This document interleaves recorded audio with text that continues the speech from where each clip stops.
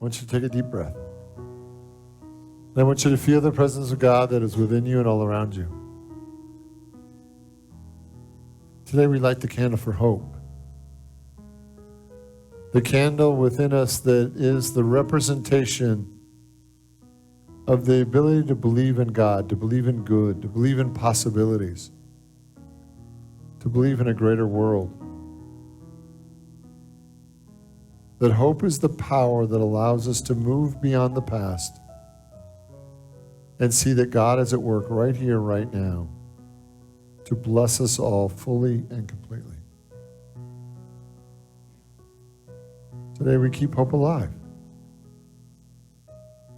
by believing and knowing the truth that God is at work in all of our lives for greater and greater levels of good.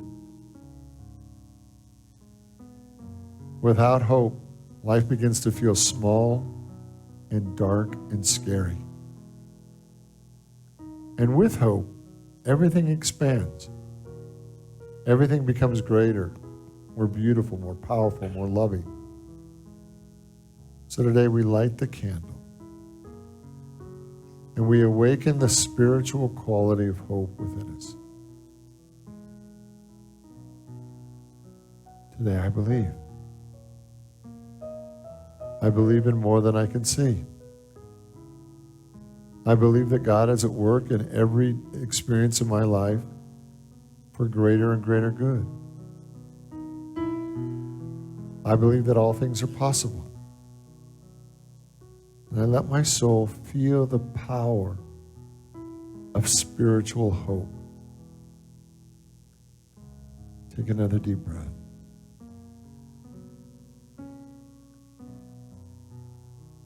And if there's an area in your life that you've become doubtful or fearful or pessimistic, I want you to imagine lighting an inner candle in that area, in that spot within your life, for the quality of hope. To let the light of hope ignite your soul, to awaken you to all that God is. Today I believe. I believe in God. I believe that the power of God is within me. And I believe that with the power of God that all things are possible. So in the silence now, I'm going to invite you just to entertain lighting the candle for hope in every area in your life where you would like to be more fully blessed, where you would like to believe again, where you were willing to be transformed and blessed beyond your wildest dreams.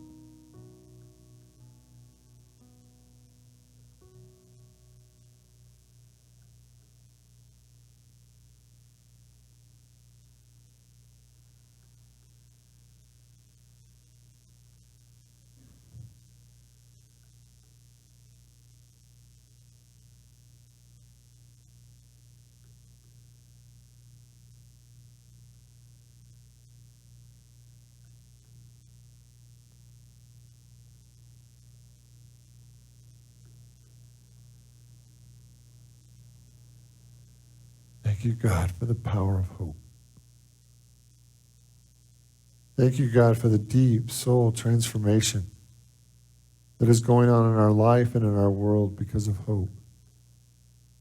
That we are willing to believe in greater good and to stand in the possibility that God has greater good for each and every one of us.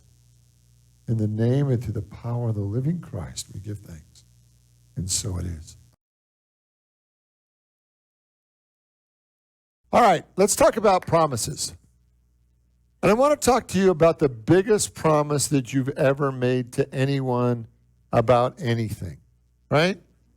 And I want you to see the power of a promise and to really focus on feeling that commitment, that promise that you've made, and feeling that commitment that God has made to you, the promises that God has made to you. You know, as we move into Advent, and there are 4 qualities that we go back to year after year after year when it comes to Advent. Those 4 qualities are hope, peace, love, and joy. And the thought process is, why are those four qualities pulled out from all the other spiritual qualities that we study all year long? And I truly believe that these four qualities are a promise that God has made to all of us, that as we do our spiritual work, we will know a profound sense of hope, peace, love, and joy. And that for many of us, those qualities of hope, peace, love, and joy are really the building blocks of our spiritual life. That we build on hope, peace, love, and joy in pretty much every experience of our life. And in the world today, I believe that those qualities are so important. And we start with hope. And hope for many people is kind of a wimpy spiritual idea, right? It's like hope. Yeah, I hope it gets better. Oh, great. Right? I hope it changes, or I hope my life, whatever, right? And for many of us, especially if you're a high type A personality, we don't put a lot of stock in hope, right? If you're a high, like I've been a high A personality, and I'm coming down to at least a B plus, right? But as a high type A personality, we are driven to make things happen. We don't hope things happen, right? We are driven to make things happen. But in that drive is often our ego telling us to push harder and to do more. And we miss the real power of hope, because hope is a spiritual quality that is fundamentally important if we're going to move our life forward. Like, nothing changes in your life without hope. The moment we don't have hope, our life doesn't move forward. It doesn't get any bigger. It stays in the smallness of our past. And with hope, it opens the door to all the goodness of God. It opens the door to the kingdom of heaven. It lets us access a life that is actually greater than we can think of. And I want you to think of hope as the mark, as the line that defines what goes into your life, what comes into your life, and what doesn't.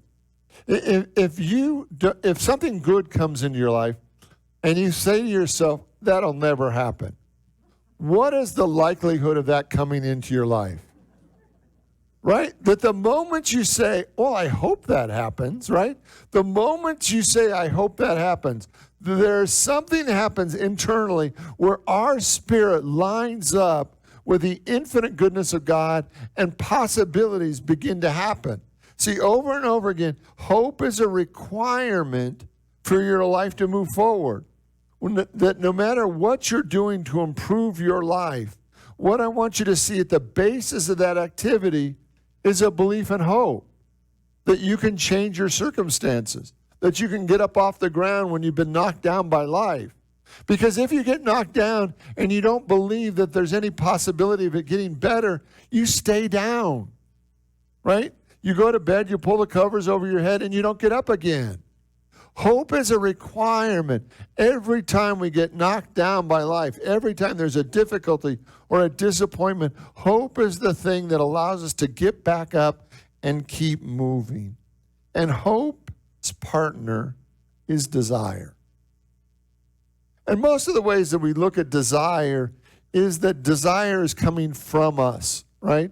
That our human desire for a greater life or a greater world. But what I want you to see is the root of desire means of the Father. The root of desire is actually God's desire for you. That the more we entertain and open to the desires that God has for each one of us and that God has for our world, the more that we open to that level of desire, then hope is a requirement for us to move into a greater experience. When people have lost their hope, they lose the ability to access all the good that God is. And it's available to all of us. So today, what I want you to hear is that God has made a promise to you. And that is that you can hope for a greater day. And you say, well, how does that happen? It's a mystery, right? It happens in ways too numerous to name. But without hope, the door never opens. And I want you to see in the place in your life where you're struggling the most right now, is there hope on a greater possibility? Is there a hope for a greater day? Because it's a requirement to move forward. Now, so the nature of hope is the opening to the possibilities and the goodness of God. Desire is the way that God speaks directly to your soul with a greater level of good. And faith, Hebrews 11, we read this. Now, faith is the assurance of things hoped for, right? So faith is a little different than hope. Faith is actually the assurance of that which you hope for, right? You don't even have to go that far today, right? Faith is the confidence that what you hope for will be done. You don't even have to go that far.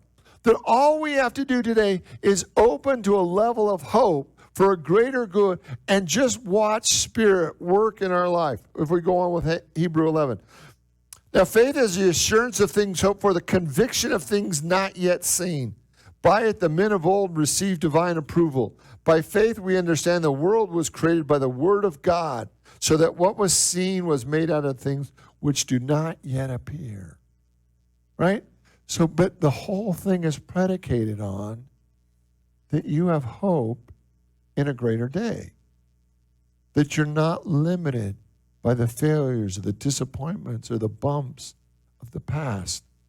That there's a possibility for you today, the promise of God, that you're going to live in a state of hope. Now, for some of us, hope seems kind of childish. It seems kind of unsophisticated. It seems kind of, oh, isn't he cute? He still hopes for a better life, right? And we get kind of cynical sometimes and thinking that's a little naive to live in hope. You know, this weekend, like millions of Americans, we spent time, my wife and I spent time decorating our house. Friday we did outside. Yesterday we did inside. And yesterday we had the Christmas tree debate. Most of you know we have 2 dogs that are getting bigger and bigger by the moment, and 2 cats. And Christmas trees are kind of like ground zero in the discussion. The cat wants to hide behind the Christmas tree, and the dogs want to say how much they love them, right? So it creates interesting. So last year we just didn't even do a Christmas tree. We just said no. This year the compromise was we were going to do 2/3. We do an artificial tree. We were going to do 2/3 of our tree. So we weren't going to put the whole big thing up. We were just going to take the top 2 pieces, put them together, and that way, if it did timber in the living room, it was a manageable disaster, right? So we got all the parts out, and we did all the fluffing and all the things you have to do. Well, the top 2 pieces, of course, don't fit in the base, right? Right? So it's designed for the bigger bottom section to be there. And it was like, so my wife and I had this conversation about how we were going to make this work. And she came up with a couple ideas, and right out of my mouth said, it's not going to work. And then she came up with another idea, and I said, it's just not going to work. And then she said to me, and what are you talking about tomorrow? And I said, I'm going to talk about hope, and I think it's going to be a pretty good talk. She said, well, then, Negative Ned, you might want to get on board with this Christmas tree thing, right? And so her idea was to wrap the bottom in a row of bubble wrap and then tape it and put it down in there. And I thought, no, the bubble wrap's going to pop. It's not going to work. So she said, just lift the tree, right? So I do what I do best, take orders, right? So I lifted the tree. She wrapped the bubble tape around it, then the tape around that, put it in. And, of course, what happened? It worked beautifully, right? It worked beautifully, right? And so what I want us to look at, right, is I'm probably not the only negative Ned or negative Nancy, right, who thinks of, not present company excluded, right? But I want you to see that the moment we move into negativity, we are outside of hope. The moment we move into our victim place, we are outside of hope. That hope allows us to stand in some really interesting situations. The situations that should scare us or intimidate us or overwhelm us, and stand in hope right there, knowing that the God is greater than anything that's going on in our life, and that hope can actually survive in that situation. That hope is the power that allows us to really instigate overcoming every hurdle. So this is what Noam Chomsky said. If you assume that there is no hope, you guarantee that there is no hope. If you assume that there's an instinct for freedom, that there's an opportunity to change things, then there's the possibility that you can contribute to making the world a better place, right? That hope is a requirement for us to move our world and our life forward, that nothing gets better without hope. I got a couple stories for you. First one is Doc Pompous. And he grew up in Brooklyn, New York. He loved music. He especially loved the blues. As a child, he contracted polio, and so all of his adult life, he walked with crutches. As a young man, he made his living singing in the blues clubs of New York, and he recorded dozens of songs. And he thought that he finally had a hit, but the recording company didn't release a song after learning that he was disabled and Jewish, right? So what I want you to see is that over and over again, this man faced adversity and got back up. He had hope. So Doc shifted his work from being a singer to a songwriter. And he penned such songs as Viva Las Vegas, right? The Magic Moment, Teenager in Love. And when he got married, on the dance floor, his wife danced with friends and relatives because, of course, Doc couldn't dance. Some 3 years after that experience, he found one of their old wedding invitations that had not been sent out. And on the back of that invitation, he began to scribe a song, remembering how it felt to watch his wife dance on the dance floor with somebody else. He wrote, "Don't forget who's taking you home and in whose arms you're going to be." He wrote, "So darling, with me, save the last dance for me," right? And it went on to be recorded by the Drifters. It was a #1 hit in 1960. It spent 3 weeks as a #1, top of the chart for many weeks. It was later done by Dolly Parton and Emily Harris, right? So over and over again, this man got knocked down by life, and he kept getting up. And I want you to see the power that allowed him to get up after all the difficulties was hope. It's hope. That every time you get knocked down, every time you're faced down in a difficult situation, and there's a desire to lift your head up and get back on with life, it is hope that is driving you forward. Another one, a chaplain, Adam Ruiz, works in a hospital in New York. One of the first times it struck him in the COVID crisis that during a code blue, he saw Deb, a pharmacist, who was 9 months pregnant, literally running from the COVID unit to ICU and back. Later, he asked Deb about it, and she said, "If you're not willing to run for someone who is dying, when would you be willing to run?" We have husbands and wives, mothers and daughters dying of COVID in this hospital. If I'm not willing to run, I believe that maybe I can at least save one life. And I love that idea, right? That over and over again in our life, that hope calls us into greater action. Hope calls us into believing. Hope causes us to go the extra mile, because with hope, life gets bigger. It gets more gorgeous. It gets more beautiful. It becomes more amazing. And the last story I want to share with you today is Lori Kennedy. And she and her husband, Russ, in the fires last year in California, lost everything. When the police finally let them come back to their home, all that was remaining was the chimney. And as they pulled into their driveway and there was ash everywhere, they had a large book collection and family photographs. All of it was gone. They had a coat rack that was in the foyer of their home. It was brass. It was there. They found a couple metal plates that they had that their son had given them from Europe that were there, but they were down to bits and pieces, right? The wind started picking up, and there was ash everywhere. And Russ said, Lori, we need to go. It's just time to go. This is enough for today. And she began to pray. And her prayer was this: Lord, how will I survive this? How can I go on? I felt as if life had wiped me out. And that afternoon, she prayed this as they walked back to the car. When she got to the car, she looked on her boot, and there was a scrap of smudged paper. She noticed that it was stuck in her boot, and she picked it up, and the edge of this piece of paper that was singed were the words that were surprisingly legible, and it read this: if life seems difficult, I pause and reflect on the blessings sometimes hidden within every circumstances. With renewed faith and courage, I begin again. Now, what is the chance, right?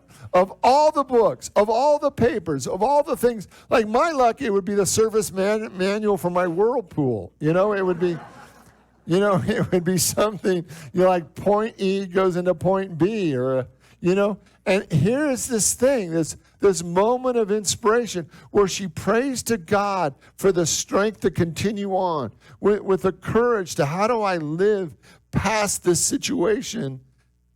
And there's this message, this little piece of paper, burned all the way around, but in these words, and we will start again. See, we have to have hope. Every child needs hope. Every adult needs hope. Every person needs hope. That we can't move our life forward without hope. Without hope, we just give up. We lay down. We stop living. Our life gets smaller and darker and uglier because we have no hope. But with hope, the fullness of God becomes possible. Light begins to shine, and better days are available to us. So how do we call forth hope in our life? Well, the first one is that we have to actually practice believing, right? That believing isn't something that just happens to us. We actually practice believing. And what we can say is to ourselves even just is, I believe that there is greater good in this situation. I believe that more is available to me. I believe in a world that works. I believe. And the more we practice affirming and declaring and speaking it out loud that we believe, that we actually cultivate a higher level of belief in our life, that we are people that are meant to be believers, that we have to have something to believe in. And as we affirm our belief, it actually begins to resonate more fully within us. 2, there's something that happens when we begin to look for the possibilities, not for the problem. We need to be searching and looking for those things where it worked, where somebody, gets the slip of paper and it says exactly the right thing, and I will begin again. We need to be looking for those possibilities. And one of the things that our mind tends to do is it tends to either focus on the black or the white, this or that. Our mind has difficulty when it comes to multiple things. And for most of us, we have this idea how life's going to go. And when it doesn't go exactly that way, we tend to give up. And one of the things that I practice in my own life, when there's a situation or a condition, I make myself come up with at least 10 ways that it could work. Because once you get past 3 or 4, you actually expand your mind to see more and more possibilities. And our tendency is to go, it's either going to be this way or it's going to be that way. And the reality is, if you can make yourself come up with 10 ways that it could possibly go, at that moment it's like, well, if I can come up with 10, God can come up with 1,000, million, a zillion maybe, right? But it's all happens when you can come up with at least 10 ways that your life, or in that situation, things could get better. And some of the ways that I come up with are just fancy. They're just crazy. They're just outrageous. Well, I could win the lottery, or my uncle that I've never met could come knocking on my door and hand me a check, or whatever it may be, or there's going to be a surprise miracle that nobody knows about. And the more you begin to entertain possibilities, the more you get out of your own way, and you begin to believe, and with belief becomes hope. If there's a situation going on in your life today, and you think there's only one way to solve it, there's a million. If you can come up with 10, God can come up with 1,000, a million, a zillion. But when you stay locked in that it's got to be this way, most of our life doesn't happen the way we think it's going to happen. It just happens the way it happens. And when we can come up with 10 possibilities for how we could have the healing or the breakthrough or the abundance or the relationship or the work, when we can come up with 10, it opens our mind to see past the 10 into the infinite possibilities of God. So we have to be a believer. We have to look for the possibilities. And 3, I'm going to invite you, as we celebrate this week of hope, to be somebody that encourages others. There's something that happens when another human being looks in your eyes and says, I believe in you. There's something that happens when somebody looks in your life and says, I know that you can overcome this. Because we actually need one another's support. We need one another offering us moments of hope and affirmations of hope so that we actually believe more than our doubt, more than our fears, more than our insecurities. We need people looking at us and saying, I believe that you can overcome that. That over and over again, we need the external. We need the external. How many of you back up your computer? Anybody? 4 of us. Great. Well, that's good. Now, why do you back up your computer, right? Well, those 3 of us that do it, right? We know that if our computer gets corrupted, we want good information outside our computer that we could fix it with, right? So I want you to see that sometimes your nervous system has been corrupted by doubt. There's only so much you can believe for yourself. But as we become encouragers for others, we actually overwhelm their system with positive possibilities. And it actually lifts them higher. So I want you to be an encourager of other people. And 4, I want you to trust a greater level of goodness from God. I want you to trust that God's goodness in every situation is greater than you can imagine, and that hope is a valid spiritual, emotional process, quality that you can cultivate. That it's okay in your life for you to live with hope. It's okay in your life for you to believe in a greater possibility.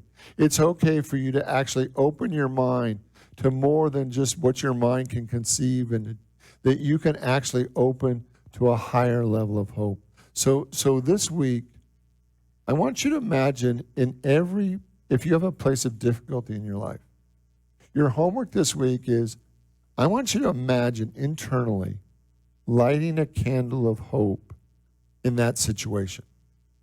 Whether it's your health, whether it's your finance, whether it's relationship, whether it's work, whatever that area of difficulty may be, I want you to imagine every day lighting a candle of hope to bring light to that situation, to bring God to that situation. Will you join with me in prayer? And I want you to open your mind, your heart, your soul to the activity of hope. Like, how does hope feel in your body? When you feel hopeful, how does it feel?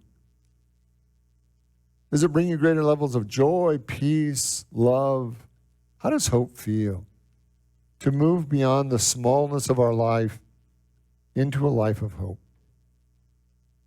That today we give thanks for hope. We light the candle of hope. And we allow the light of hope to shine forth in every area of our life. And so it is. Amen. God bless you all. Have a great week.